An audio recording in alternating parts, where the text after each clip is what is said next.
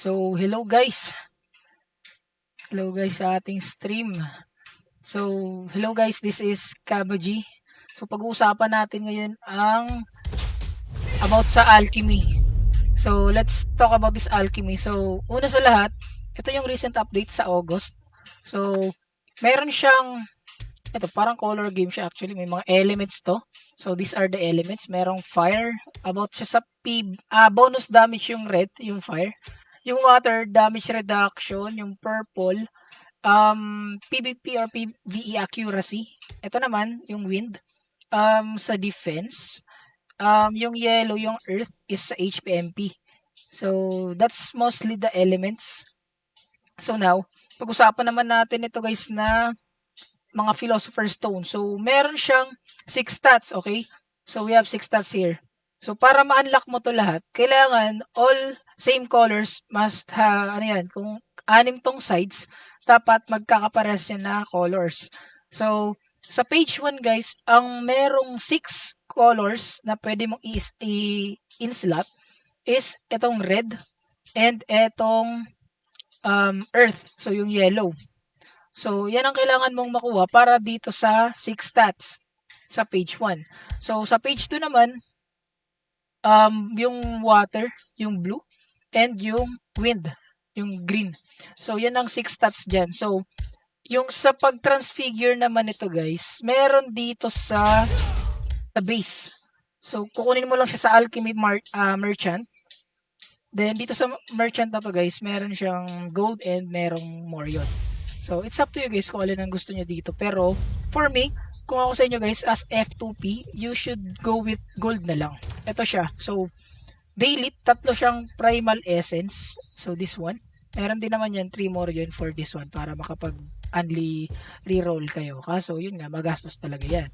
So, ito naman, yung sa alchemy guys, kiklik mo lang yan.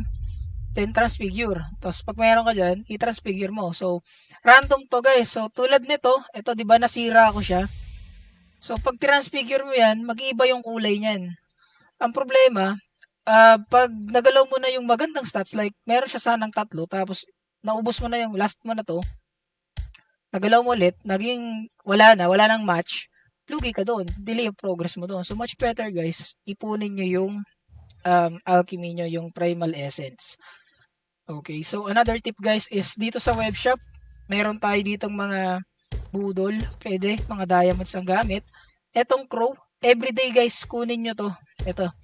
So, i-scan nyo lang yan using your Play Wallet.